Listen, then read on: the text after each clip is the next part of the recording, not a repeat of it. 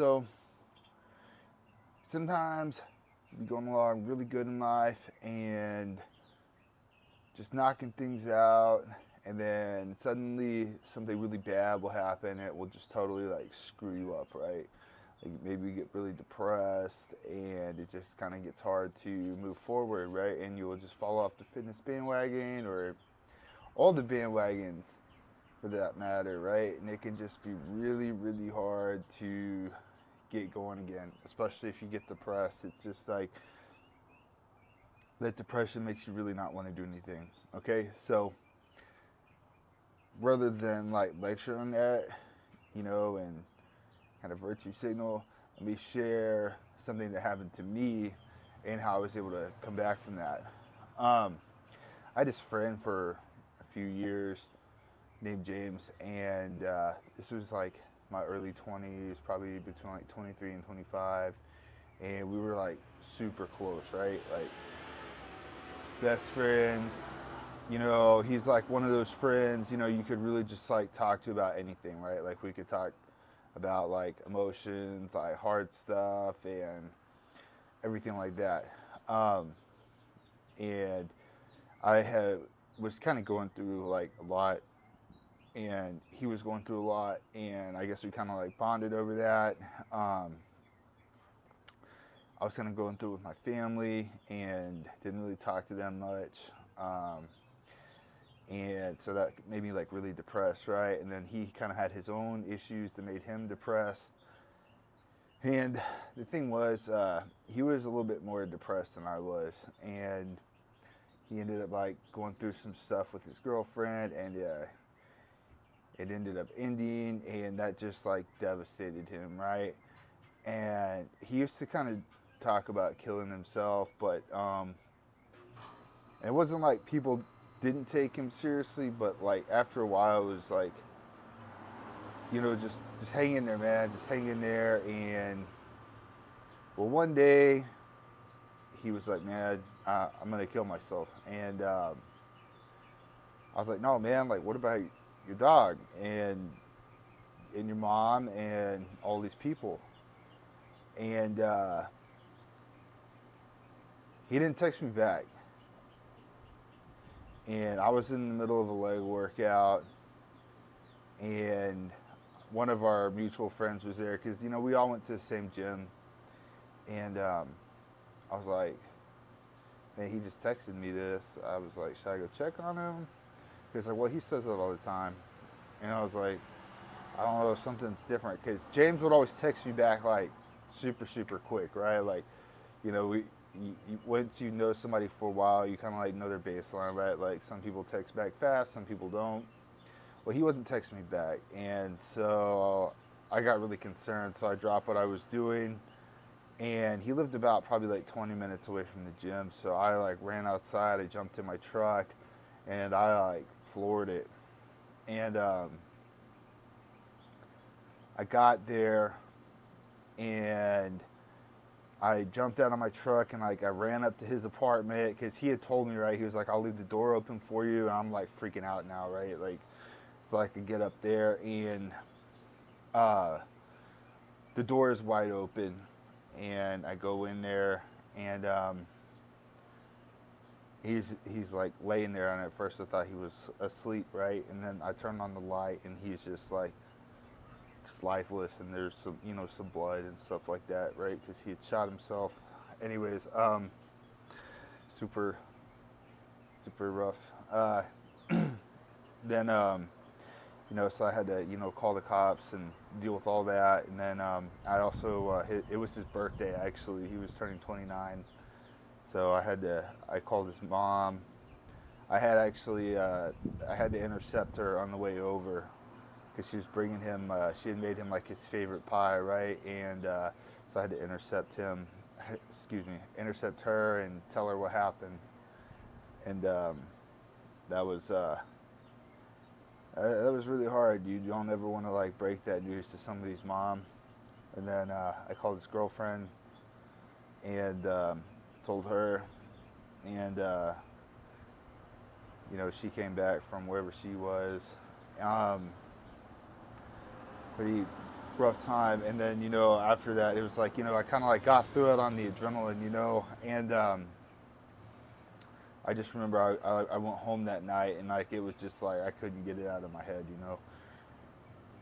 And then after that, probably for like the next 6 months or something, it just like I could not.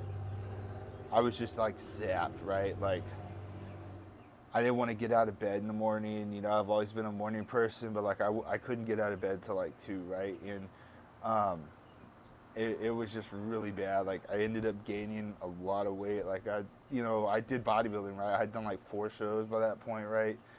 And I had just come off being like the most shredded I'd ever been for a show, and I just like did not have it in me, right? Like I couldn't eat good. I just like I wanted to eat bad like all the time, right? I had no energy for the gym. I just like I didn't even want to go to the gym, right? It was just like it was odd. Like I had zero drive or motivation to do anything because I was just like that depressed. I mean, like I just lost my best friend, right? Like I was like seriously grieving. Plus like the trauma of like just seeing him like that. And man, I would make every effort to get to the gym, and I would like try to psych myself out. I would do all these verbal affirmations and all this stuff, and I just wouldn't do it, right? Like I would go have these like wussy like workouts, do like the bare minimum, and then I would eat like crap and like justify, oh, it's supposed to work out, I can eat what I want, right? And then I didn't even really like see like how much weight I was gaining, right? And until I look back, years later in pictures, I'm like, wow. Anyways, finally one of my buddies, he was also a coach, right? And my business was like doing terribly at this point, right? Because like I had no juice in the tank, right? Like I wasn't working anything. I was like totally like I had like no anchor, right? Like no foundation. I was just like drifting. It's wild, right? Like I felt like I had no purpose, right? He was like, dude, what are you doing, man? Like you're freaking fat. And I was like, what? You dick, man. Like I literally just lost my friend, and like in my head I'm thinking like, well, I have a right to eat this food and be fat, and I just like I'm grieving and like I'm a victim. And then like it was like at that moment I was like, holy crap. I was like, I'm doing the same thing that I'm always talking to people about. I am feeling bad for myself. I'm like perpetuating my sadness to like find comfort in feeling sorry for myself, right? And I started thinking about it. It's like everybody would run into, like if I went out with a girl or something like that, I would just like immediately just like start talking about that, and like I would just like have this like pity party, right? And like looking back, like it was really kind of disgusting, and I don't really know why I did that, like, but it felt good, right, to like feel bad for myself. But that was like shooting me in the foot, right? Because when I would start to try and better myself, it would like get rid of that victimness a little bit that I had, and it wouldn't feel as good anymore, right? Like I was like kind of addicted, right, to like feeling sorry for myself. And when I realized that, then I realized I had to make a change, right? So I just, for lack of a better word, I like snapped out of it. Like when I accepted that I had an addiction to being a victim, and when I accepted that relying on being a victim was holding me back from improving my life and really like making me have worse depression because I wasn't improving myself, then I was able to move forward from feeling like a victim, and I was able to move forward with my life and start improving myself. I started waking up early again, right? I started prepping all my meals, and if I didn't prep meals, I would pay a meal prep company to do it. I started hitting the gym. I started doing cardio, And in like 6 months, I had leaned back out and, dropped like, I'll be like 55, 60 pounds, right? And I got my life back. And not only did I get my life back, right, but I got my state of mind back. And I've never really been like a super like extremely happy person. Like I'm just more like emotionally neutral, right? Like I don't get like super excited about things, but I also don't really get sad, right? It's just like I've always been really neutral, right? And so I was able to like find my like neutral grounding again, and solidify kind of solidify that foundation and like re-anchor myself to what I felt like was my purpose, at the time, which was like coaching people, right? So I started growing my business again, and I started really kind of like blooming, and that was like a huge moment in my life because it changed the way that I dealt with emotional hardships, right? And I've had dealt with way worse like situations than that. Now I've been through like some serious traumatic stuff, but I was able to handle it because the situation with my friend jarred me so badly that it was like I pretty much I had to figure out how to get over that depression. And so when I was able to figure out a strategy to get over that depression, then the next traumatizing events that happened in my life, I was better able to move forward and kind of like pick up the pieces, if you will, and get my things back together and get my house back in order, right? Without it taking such a toll on me emotionally, without just like shutting down for like 6 months and then just like being totally lost, right? Like I was able to, I had been there and done that, so to speak, right? And so I was better equipped to deal with pain, especially like the emotional pain that comes like with loss, right? Because it's like kind of been a story of my life is a lot of loss. Like I've just like, I mean, it's been insane, right? But anyways, so my message to you: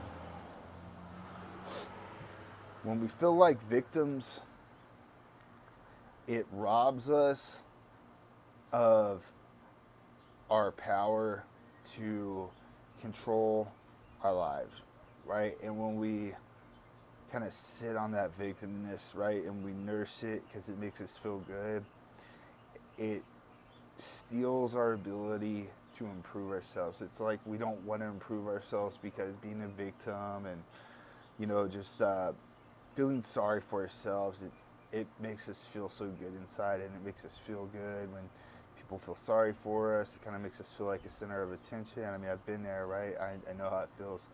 But the thing is, when you do that, you're shorting yourself, right?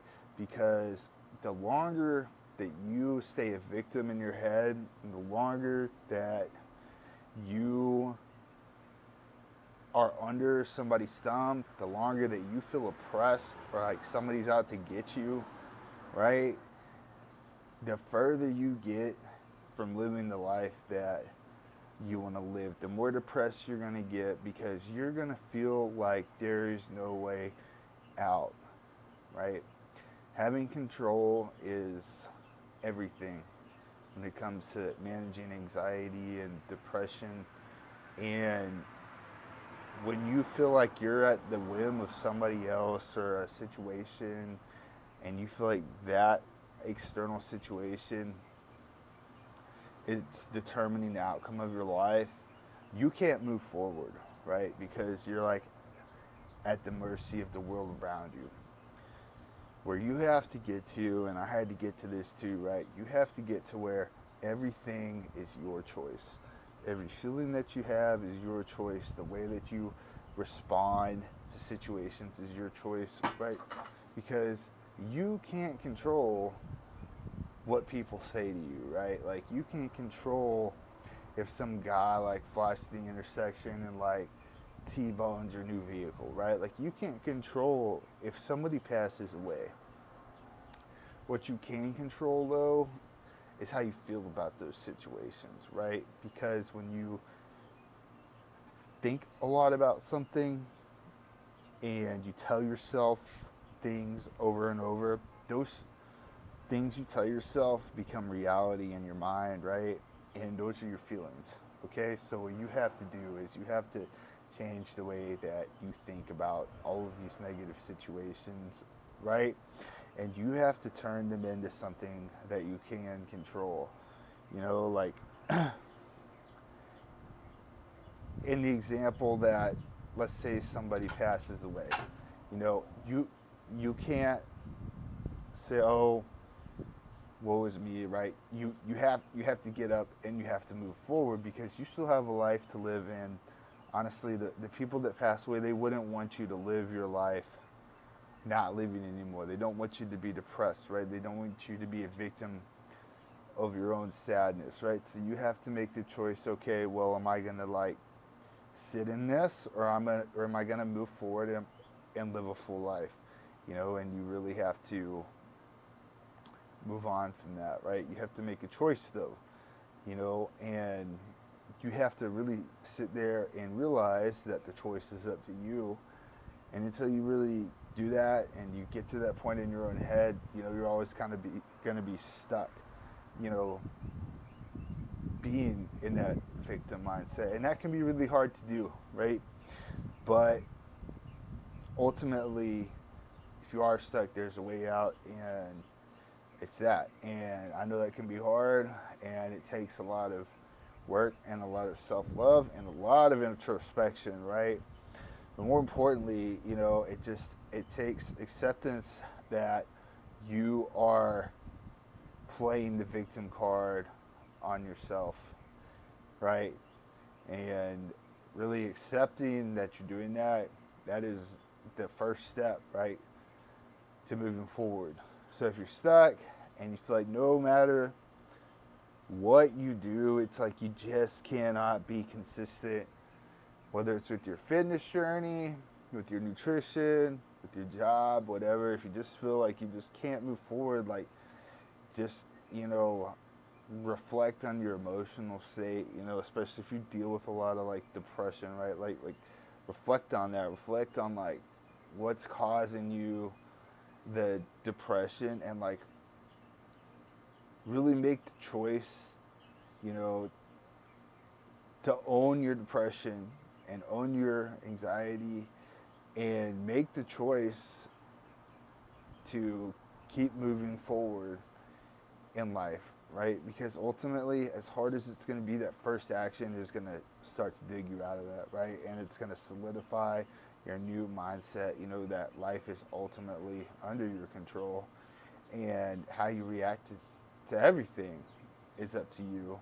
And that is going to make your life so much better, right? It's a game changer. It was a game changer for me, and I have been through it, right? So it's not like I just like invented some problems in my head. Like I've actually like really seen some like serious stuff and things, and like dealt with some like PTSD and trauma that most people should not ever have to go through, right? So yeah, guys, if you're going through it today and it's holding you back, just do your best to own your life and own your emotions. Make everything yours. Then you can take charge of your emotions and your thoughts and move forward. All right. Thanks for watching.